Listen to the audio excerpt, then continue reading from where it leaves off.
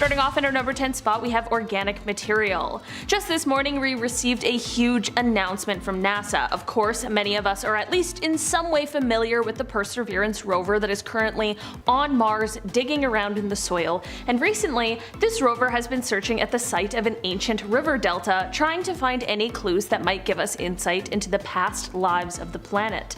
Well, that sweet little rover has made its most important discovery to date.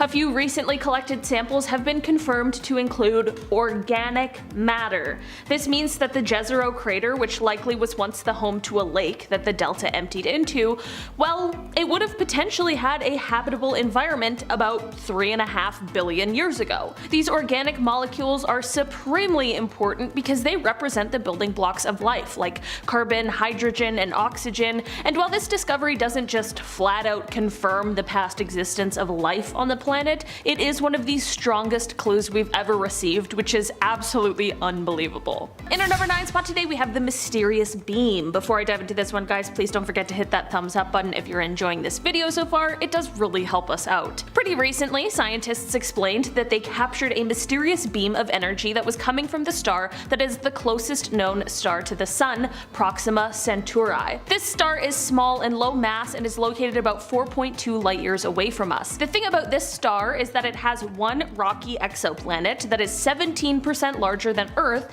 in its habitable zone, which would make liquid water a possibility on the planet. This planet's habitability has been disputed throughout the years, but this signal could be a sign that it may be even more habitable than any of us know. Scientists explained that the signal shifted while it was being observed, which mimicked the shift caused by the movement of a planet. They're taking extra precautions to figure out what exactly caused this shift in case it was some sort of a mundane source, but it will of course take some time to figure out, but it's all very exciting. In our number 8 spot today, we have Europa. One of Jupiter's moons, called Europa, has a red tinge to it, and in 2001 NASA scientists revealed that it's possible that alien microbes might be responsible for this red color. The surface of this moon is mostly ice, but it has been shown that it reflects infrared radiation in a really bizarre way. This means that something is binding it together, but researchers haven't been able to come up with the correct combination of elements and compounds to make the data that they have make sense. There are some bacteria on Earth that can thrive in extreme conditions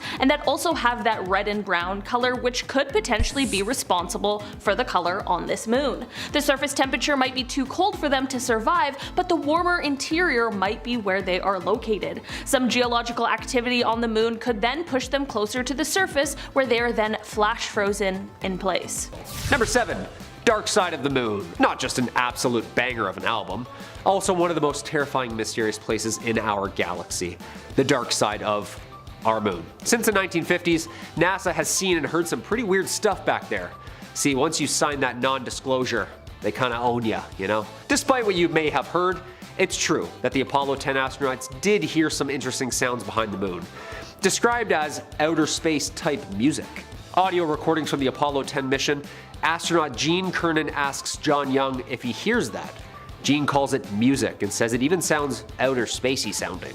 Young says, "We're gonna have to find out about that, because nobody's gonna believe us." Hey man, no one believes anyone who's gone up there, so don't take it personally. Astronauts go through visual and audio testing like the Navy SEALs. They know what they're doing. If they say Angel by Shaggy is playing back there, I'm believing them. Number 6. Leland Melvin. American engineer and NASA astronaut on board the space shuttle Atlantis, selected by NASA in 1998. This guy's put in time with mission after mission. Melvin has over 565 hours in space. Quite the practice at the whole floating around thing, I'd say. When Leland then was pressed about otherworldly visitors, he said he had seen something translucent, curved, and organic looking when he was working with fellow astronaut Randy Bresnik. The pair called the ground to ask NASA what it could be, and NASA's response was, probably ice, probably ice. Nice and scientific, Houston. Thanks for that. Mr. Melvin dismissed this and figured it was just NASA's explanation to cover it up. Like, who's more qualified here? That's all I'm asking. When the most qualified people are like, yeah, I can't tell if that's frozen water or a spaceship. Either they shouldn't be up there at all, or they need some more Windex on those windows, NASA. Number 5. Ivan Wagner. Astronaut Ivan Wagner was on the ISS as a first-timer in 2020. You think they do trades initiations to the rookies up there? Like no gravity and buckle you when you sleep? What do you think? He and fellow Russian Anatoly Ivashinin are working with Chris Cassidy up there, the American commander of said expedition. Wagner was then orbiting the Earth and might have actually captured footage of UFOs, better known now as UAPs. The aurora lights behind Earth's beautiful curves was being recorded, and it was seen. He labeled the video Space Guests. Wagner then tweeted the vid, the Aurora Australis near Antarctica and Australia, and then this blob of organized lights shows up. Of course, NASA didn't follow up. Like, what are they gonna say? Yeah, that's swamp gas, birds, balloon, grass, cars, something up there. I don't know. Cut the feed. Cut the feed! Number 4, Moonwalk. Yeah, so apparently the footage our parents and also 650 million people across the globe watched in 1969 was not the original footage. Hold up, what? Yeah, apparently what everyone saw on every television set across the globe wasn't as 4K as NASA's end. A man by the name of Gary George came across some very, very old tapes that might be proof as to what NASA sees and what they hear on their end. It's a little different than what we see. Gary George bought 218 surplus government tapes, 3 reels labeled Apollo 11 EVA. He auctioned them at Sotheby's, first generation of the moonwalk. So hold on. NASA just had a clearer copy of this the whole time? I get it, maybe they had a bigger budget. I'm thinking so we can't see what's in the background, or what's flying in the background, or any stars in the background. Yeah, I just wonder how long it's gonna take before Robert Bigelow or Tom DeLonge get their hands on that. Hey mom, there's something in the background, guys, pay attention. In our number 3 spot today, we have the UFO footage. Remember during the pandemic when there was that footage from the Navy that went viral where it captured some kind of UFO, but we didn't really have the time to freak out because we were all just like watching Tiger King and wondering what the hell was going on and when we could go outside again? Well, let's freak out about it now, because what the heck was captured on those videos? The US Navy released footage a few years ago where they had captured video of some sort of wingless aircraft that was traveling at hypersonic speeds. Of course, people are wary to believe that this is a true sign of alien life and alien visitors, but the thing is, we simply just don't really know what it is. We know it's not something that is known to us yet, so this definitely could be a sign of some sort of alien life. I guess we'll just have to wait and see. But hey, if the Navy's worried, so am I. In our number 2 spot today, we have the Bacterial Experiment. On Earth, most living creatures require oxygen to live, but the problem with a lot of planets is that there's far more hydrogen and helium. Last year, scientists decided to take 2 different bacteria. One was E. coli, which can be found in the guts of humans, and ordinary yeast, which is used in things like bread and beer. With these 2 bacteria, they tried to see if they could live in different environments. When placed within flasks that contained either pure hydrogen or pure helium, they still managed to grow, just at a slower pace. This evidence goes to show that there might be living organisms that we haven't found yet because we are looking in the wrong places. In our number 1 spot today, we have the Venus cloud. Last year in September of 2020, astrobiologists everywhere were excited and skeptical of some new potential evidence that had been found in the upper clouds of Venus. Firstly, can we just take a second to really think about how cool of a job an astrobiologist has? Anyway, the new findings were pointing to the potential of the presence of phosphine in these clouds. Phosphine is rare and usually a poisonous gas that on Earth is basically always met with the presence of living organisms. Venus hasn't really been the top of the list of choices for finding potential life due to its surface temperature and pressure in the sulfuric acid clouds, but this evidence could prove to say something otherwise. 2 separate telescopes were able to pick up the signatures of phosphine in a cloud that had a similar temperature and pressure to Earth, and while this isn't concrete evidence of space bugs, it will at least be a reminder that we should continue looking for life even in the most unlikely places. And hey, maybe it is space bugs. Number 10, metal Maltesers. So this metallic floating bowling ball was just recorded in Perm, Russia. Yeah, giant metallic balls like this have been found literally littered all around the planet for decades, apparently. Most famously, ufologist Gary Nolan is currently now studying these metal Malteser looking things that people have collected over the years. Right now in Texas, there's a dude, nameless, who has a ton of these apparently. Jim Marlin, famous music producer, I guess named, was given these metal giant pinball spheres by a celebrity's bodyguard apparently, who said that they were dropped off from a craft in his backyard years ago. And like, a lot of these celebs have actually touched these things. Dennis Hopper, Jane Fonda, these things are famous like on their own. They also move on their own and apparently hold power and light up once in a while on their own. Like, that's not scary at all. Hey Dad, yeah, your giant metal balls are floating again. And can you tape Survivor? It's the finale tonight. Number 9. Tom DeLong Instagram post. Yeah, Blink-182. I can confidently say that the three of us in this room right now are Blink-182 fans, right? Obviously. I remember enjoying their songs. Aliens Exist. That one slapped right off the hop. But cut to 2022, former Blink member Tom DeLong, he's now the co-founder of To the Stars Academy of Arts and Science. Yeah, he's into aliens in real life now, not just in music. And 25 days ago, Tom DeLong posted what appears to be a photo of a real-life alien. Says Tom DeLong. So you could be the judge of that. Here we go. What do you think? I vote real. I don't know. I'm like 80-20. What do we think? That's real for sure. That's real. In our number 7 spot today, we have cyanobacteria. For around 2 decades, Dr. Richard Hoover has been studying meteorites that were found in Antarctica, and in 2011, he claimed that he and his team had found evidence of ancient bacteria from colonies that thrived on comets, moons, and other planets. The astrobiologist said they were able to make this discovery through the use of the most advanced microscanning technology in the entire world.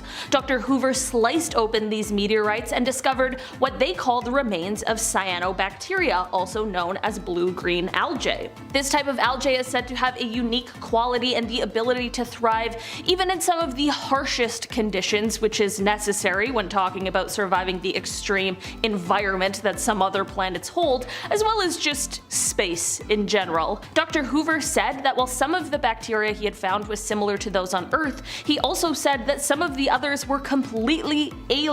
He said, quote, "Neither I nor other experts who have seen the evidence have any idea what these creatures might be. I believe these findings indicate that life is not restricted to Earth, but is broadly distributed, even outside our solar system." While this little moon was never the original focus of research, it quickly took over with its incredibly exciting potential. In our number 4 spot today, we have light shifts. In the latter half of 2015, a Penn State astronomer named Jason Wright explained that there were pretty erratic and spontaneous shifts in light that was coming from a newly discovered star. The star sits about 1,280 light years away from us on Earth, and these shifts were very similar to as if something was passing in front of our view of the star briefly before passing through. Scientists weren't able to connect this to any exoplanets or anything like that, which we could understand, and this is what led Jason to quite an interesting theory. He stated that it is possible that the shifts are caused by massive objects passing in front of the star in a kind of orbit, like an array of massive satellites or a similar kind of structure, like the type of thing that would be produced by an intelligent and civilized life form. Again, like many things, it's just a theory, but a very compelling one at that. Number 3. Dave Foley. Canadian comedy icon Dave Foley. Yeah, we're talking about him for a little bit. Let's do it. So when the Kids in the Hall star took to Twitter only a couple of months ago, he caught the attention of all of his followers, including I, Mr. Alien Guy on YouTube. Foley tweeted, quote, "After years of interest in the UFOs without ever seeing anything, I saw something." Insane. I also imagine he tweeted this in his Bugs Life voice. That's just what I do for me personally. "This is a drawing of what I saw. I was with a friend who I'll let decide if he wants to be attached to this. It moved silently, at great speed, hovered, and pulsated with light." End quote. Now, this ship does look a lot like what we've seen in past reports, so who knows? Maybe Dave actually saw a UFO. Sorry, UAP. I have a big alien guy looking at me. He's like, "It's UAP." I'm like, "UAP, you got it. Sorry, man. That's old school." So who knows? Maybe he actually saw a real life entity. Maybe these aliens are fans of Bugs Life. Maybe they just loved Kids in the Hall. Maybe they wanted an autograph. I don't know. Number 2, tea saucers. So apparently 2 of the editors from Titanic, have publicly made a comment saying that this video right here, if it was fake, would be very, very hard to do. They did the Titanic, dude. At first I was like, yeah, this is so fake. It looks like the intergalactic Beastie Boys music video. I was like, what? It looks so fake. It looks like the 1902 Trip to the Moon movie, like the black and white video. You know, the one with the guy's face in the moon is just like splat. Like the rocket ship crashes into his face. Like cheesy, right? Cheesy. Like a saucer on a string over a model building type thing cheesy.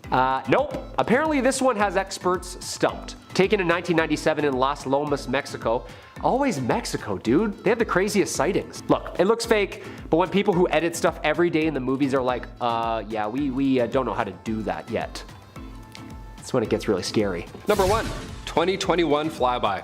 It's odd because we obviously joke and have a good time on this channel, especially when talking about aliens, of course. It's a nice change than, King Henry and, cutting heads off. It's nice, we like to take a break. But for our #1 spot on today's list, look at me. Look how serious this guy is right now, right? I'm cocking my head to the left, I'm squinting at nothing. That's how you know it's real. I could tell anybody bad news with this face right here, and I'm here to tell you today on Bumblebee that we are not alone. Aliens do exist. They came out with this vertical portrait mode video. That's how you know it's real, when it's filmed like a World Star video. And the video itself is quite short, and that's because it's taken in the cockpit of a plane that is currently flying at high speeds, at very high altitudes. But it appears to be passing a metallic sphere. Yeah, this is what happens when a UAP enters restricted airspace. The pilot attempted to communicate a warning to said object, but of course, it was to no avail. I just said it was to no avail. That's how you know I'm being serious. There you go. These things are whipping through the air well beyond the speed of sound, yet there's no atmospheric disturbance, no sonic boom, no turbulence, only questions. #10, Roswell. The birth of the UAP phenomenon. Post-Cold War, 1945, the US's first nuclear explosion. 1946, the first underwater nuclear explosion. 1947, the first crashed flying saucer. Local rancher Mac Brazel finds the wreckage on his property in Lincoln County, New Mexico. Sheriff Wilcox shows RAAF's commanding officer Colonel Blanchard the materials, and during the night, the Air Force combs the entirety of the property. Apparently, harboring 2 small injured alien bodies. Taking them then to Kirkland Air Force Base, New Mexico that night, the very next morning, the Roswell Air Force makes a statement claiming that they have recovered a crashed flying disc in local newspapers. Boom! History, baby! A photograph of Jesse Marcel, the head intelligence officer who investigated and recovered some of the debris. The very next day, the Army retracts their statement, however, and all of a sudden, a high-altitude weather balloon, aka the birth of the conspiracy theory. Nuclear fission explosions, weather balloons. Something's not adding up here. #9, the Washington Flap. July 19th, 1952, air traffic controller at Washington National Airport spots 7 slow-moving objects on his radar, a fleet of flying saucers. 2 F-94 interceptor jets take off and become scrambled as each of them approached, radar included. 7 days later, the UFOs are back over the nation's capital as 2 more jets scramble trying to chase it down. One of the pilots sees a bright light in the distance and decides to give it a chase. Quote, "I tried to make contact with the bogies below 1,000 feet. I saw several bright lights. I was at max speed, but even then I had no closing speed. I ceased chasing them because I saw no chance of overtaking them at all." Newspaper headlines around the US scream, quote, "Saucers swarm over Capitol," and quote, "Jets chase DC sky ghosts." Probably not a good idea to just fly over the Capitol without saying hello first. #8, Betty and Barney Hill. The first real documented UAP abduction case in history. Betty and Barney Hill, married couple, New Hampshire, were driving home one night from a 3-day honeymoon when a light started following them in the sky. Pulling over after minutes of tailing, Barney got out of the car and gazed into the sky. From this moment on,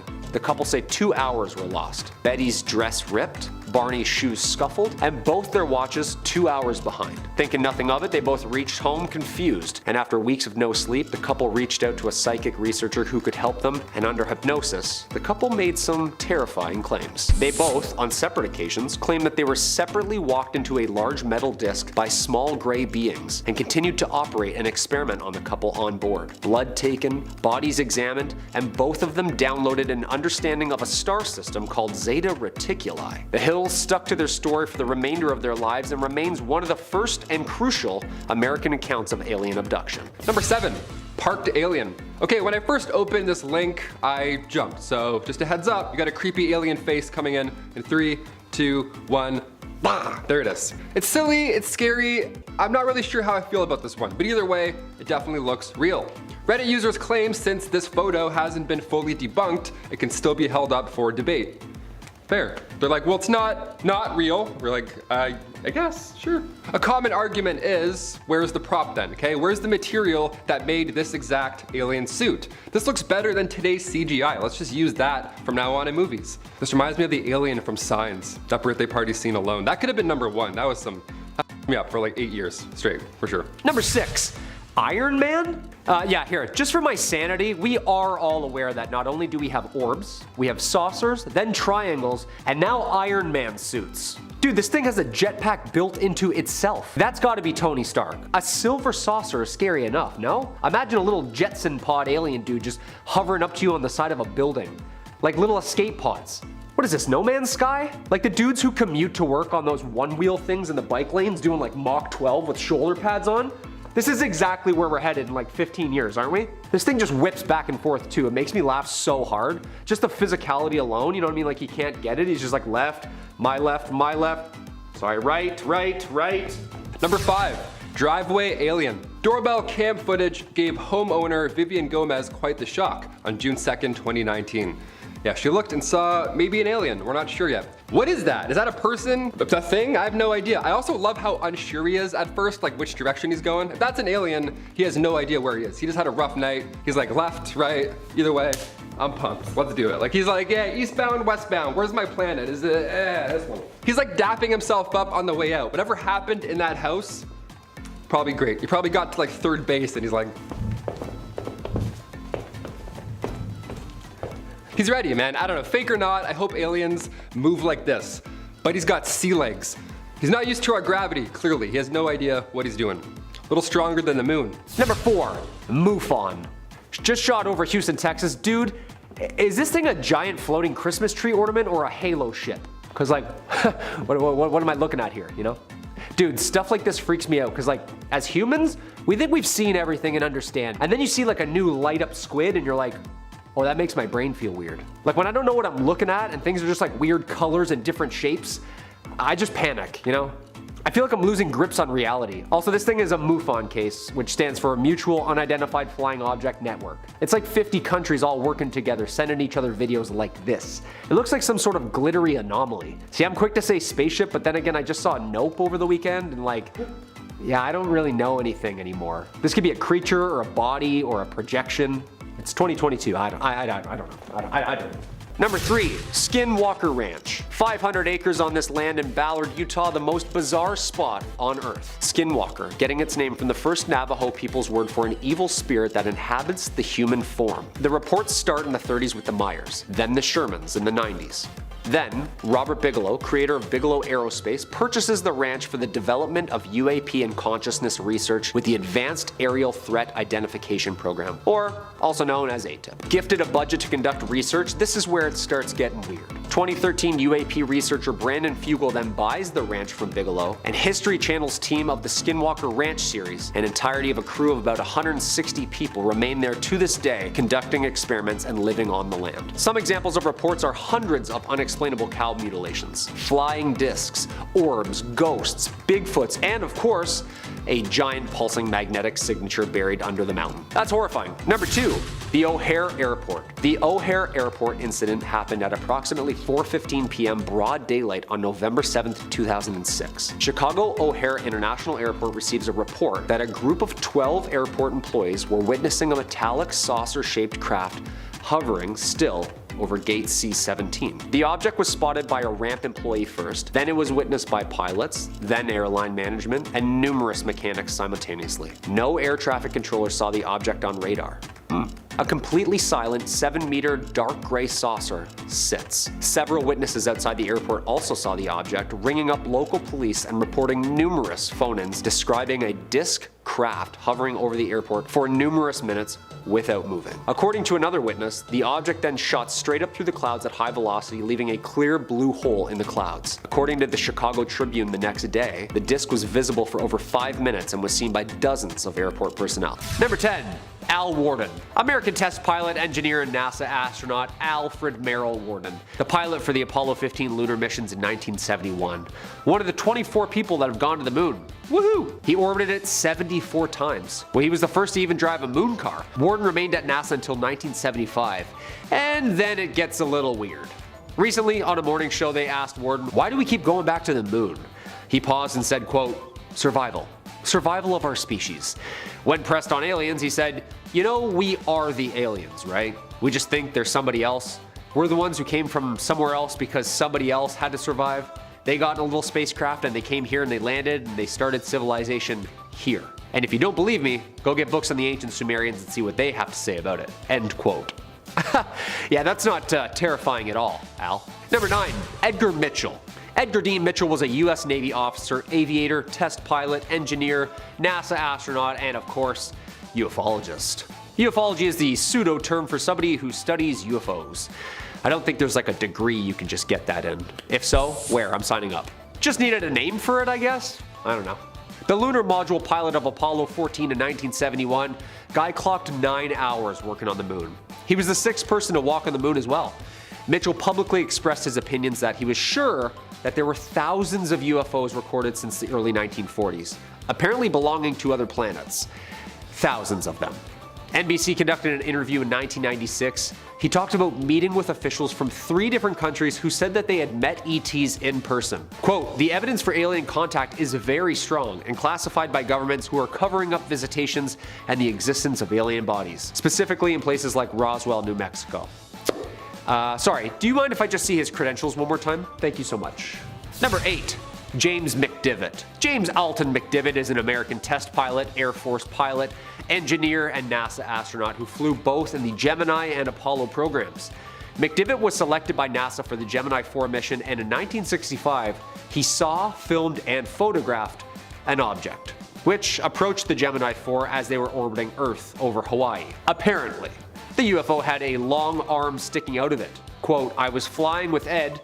He was sleeping, we were drifting, when suddenly an object appeared in the window. A cylindrical object, white." The film was then sent back to NASA and reviewed by NASA film technicians in 1975. It looked like a white beer can with a pencil sticking out of it. Yeah, he tried for years to get the word out about the phenomenon, but NASA lost those pictures apparently. Oh, that James, he's a crazy one up there in space with all those degrees he has.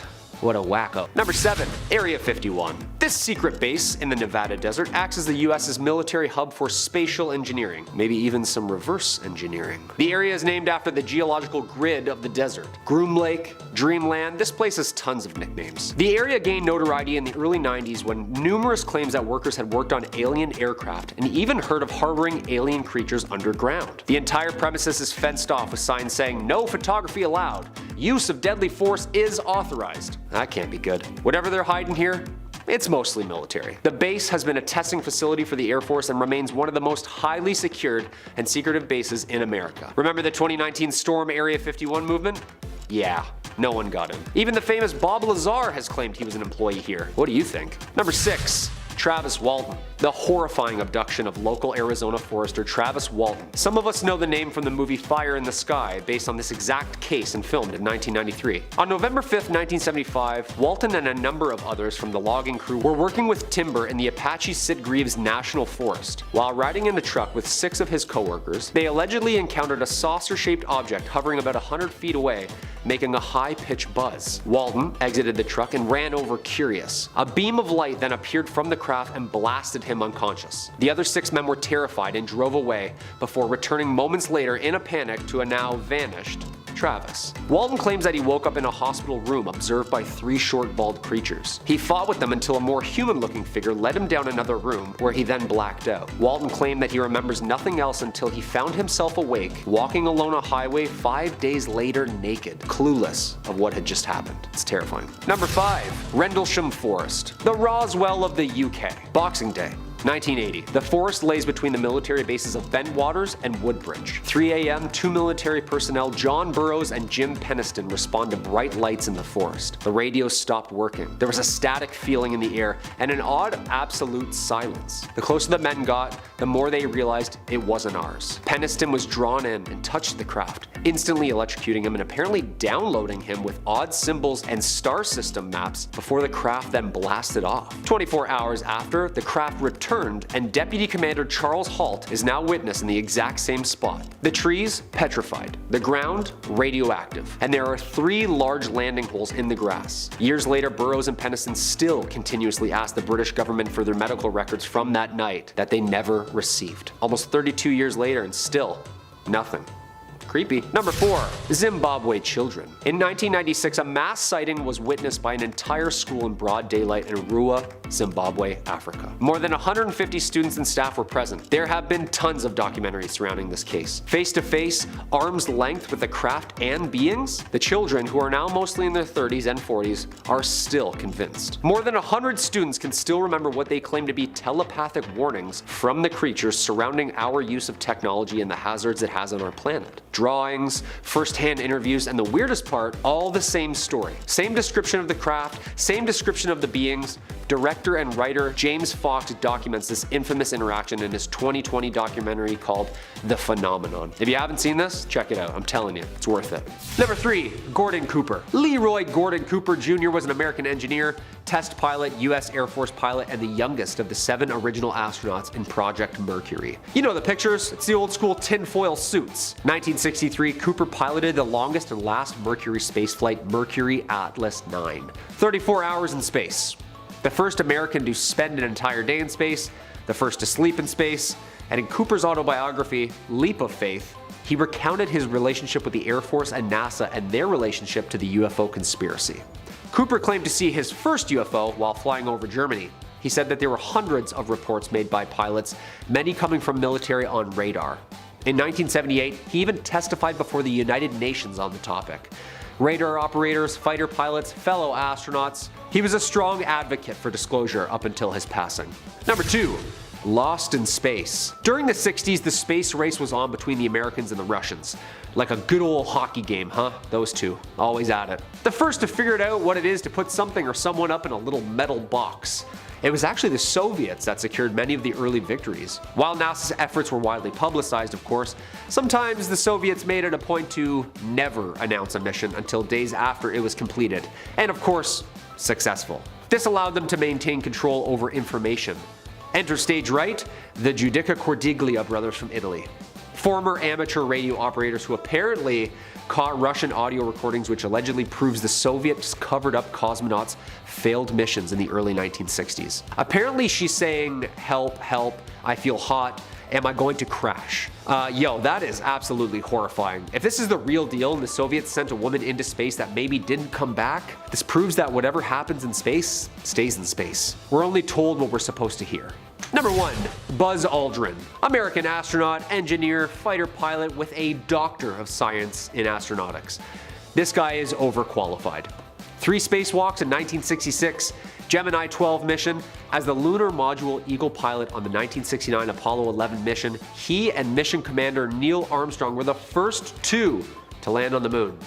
There was something out there, close enough to be observed, and what it could be, according to Aldrin on Apollo 11 to the moon, he observed a light out of the window that appeared to be moving alongside them. But what could it have been other than another spacecraft from another country, or maybe even another world? It was either the rocket that had separated from us, or the 4 panels that moved away when we extracted the lander. After he returned home from his missions, he was convinced that he saw aliens while he was out there. Credentials aside, Guy took a lie detector test, which he passed with flying colors. In an interview with C-SPAN, Buzz talked about the future potential of the Earth's moon for humanity. He added a little extra info that might have ignited the spark to go back, regarding a certain monolith on the moon. Quote, "Visit the moon Phobos of Mars. There's a monolith there, a very unusual structure on this little potato object that goes around the moon once every 7 hours. When people find out about that, they're gonna say, 'Who put that there?' Yeah, I'll be the first one, Buzz. Who did put that there?"